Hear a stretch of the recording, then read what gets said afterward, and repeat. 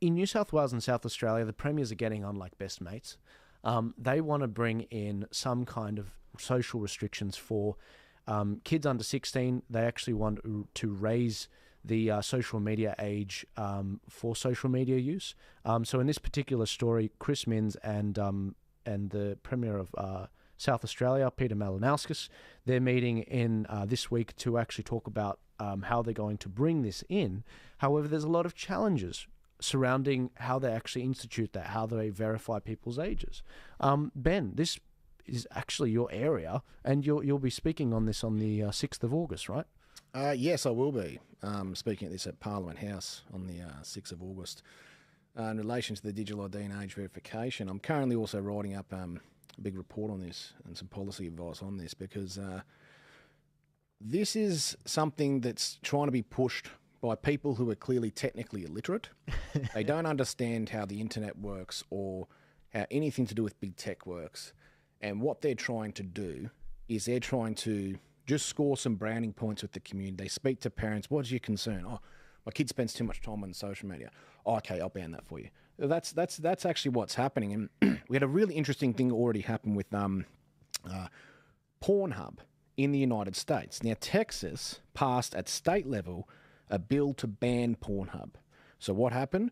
All Texas-based IP addresses for the internet, Pornhub is banned. So when you go to Pornhub for a Texas IP, it will come up with a page stating why it's banned and how it's against freedom of speech. Change your IP to California, the whole thing works as normal. So all that's going to happen here, say New South Wales and South Australia ban or put some sort of restriction and somehow convince the social media companies to comply, because they don't actually have to, then all kids are going to do, change their IP address to Perth, change their IP address to Queensland. They can do this in 2 seconds by downloading an app, clicking a button. That's how easy it is to change your location. They can go to a web browser, type in free proxy, it'll come up, they type in a URL, bang, they go straight to whatever they want from a different IP address. So this is where they're at. They'd have to convince the social media companies to change it. But here's how it's going to fail. Kid wants to make a social media account, turns it on, goes to a US IP address, creates an account, then that account's registered in the United States. Does not fall under Australian law. So then even though the kid lives in Australia and is accessing the social media account from Australia, what's going to actually occur is it's not going to be pinged by any social media company because it was registered in the United States. It's the United States. It doesn't fall under the laws. And this is what a lot of people in Parliament don't understand, especially the people who are the current ministers, and we also see state government current ministers.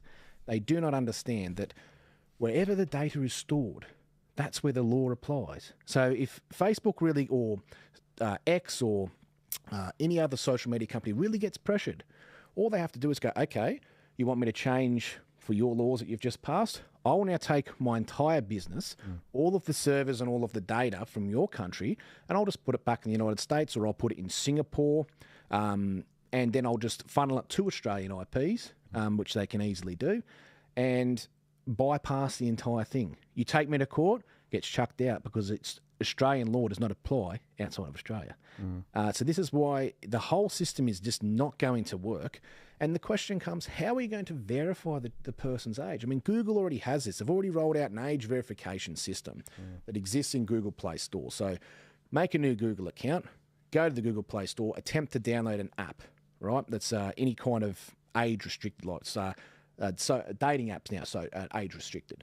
Download that, and it will actually then come up and ask for age verification, be it through credit card, taking a selfie, which runs it through a computer system to analyse your features to see if you look old enough.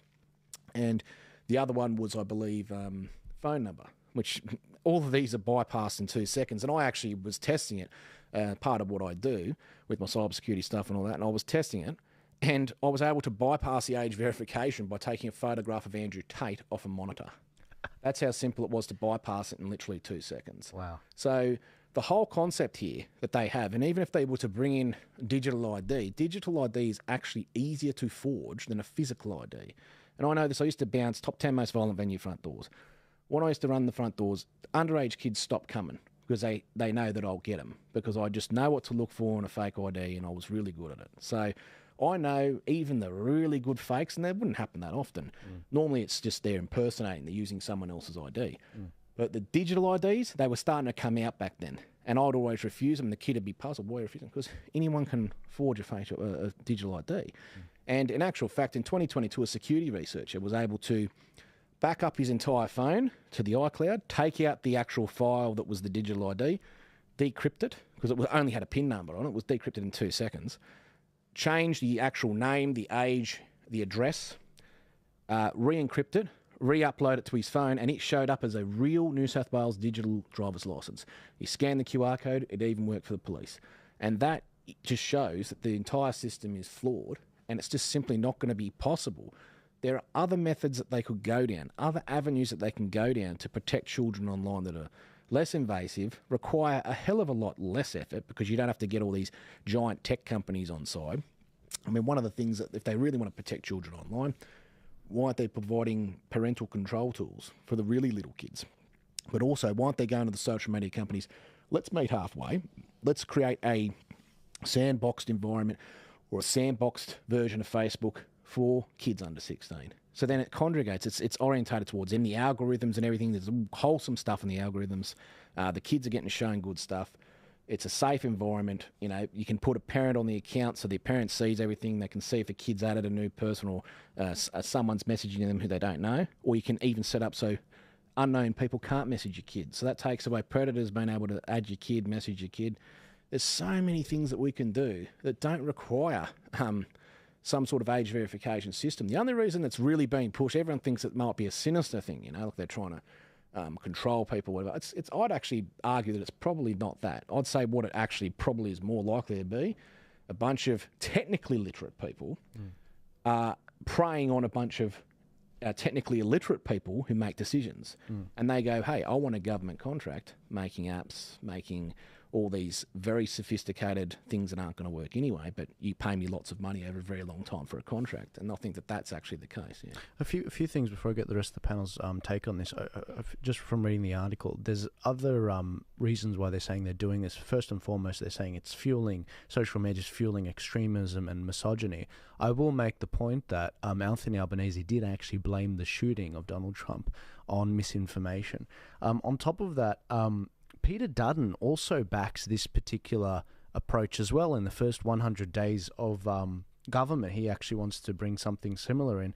I really hope that many people in the coalition hear what you're saying, Ben, because I think it's a great point. Well, I think Peter is very adamant about protecting children. I mean, he's an ex-police officer, and his heart is in the right place. He wants to protect kids online. He knows, and he has seen in his career exactly what happens to children, how they're exploited, and the horrors that happen. As a police officer, he would have seen that, and he would have known all about that sort of stuff. So his heart is in the right place. He wants to protect kids, and he is making a commitment to make sure that he protects children. The method of how we get there, there's lots of different methods that you can get there to do that, but that's where his heart is. His heart is in the right place, wanting to protect children, especially online, and I think it can be achieved. We can protect children online. It will take some effort to do so, and it will take a lot of hard yards and maybe a bit of out-the-side-the-box stuff, but we can do it. We can protect children online. I've always said one of the things that they should be doing is developing parental controls, but really good parental controls that they can install on a kid's phone that maybe make it lock they can't download apps. Have a system where everything they view online is filtered. So all the bad stuff is filtered out. And you can even get to the point where eventually there'll be AI overlays that are developed that will see an image that's, gore or some sort of violent image or violent video, and it will actually just put a block over it till the parent checks it and sees if it's all right, And that sort of stuff for kids. I mean, that way it's an autopilot thing. There's actually something like that. There was an app a few months ago, you might have heard of this, where it would, rather than show OnlyFans girls, or when you're on Instagram, you see girls in bikinis and whatever, it put them into that dressed them up. Yeah. It dressed them up to make them look like traditional wives. And I thought that was the funniest thing at the capability AI could do. Stephen likes that. What's not to like? It's beautiful. My students at Campion would love that as well. They're all trad rads, rad trads, whatever you call it. I would just say two things on this. I mean, I think they really let the cat out of the bag in some ways when they said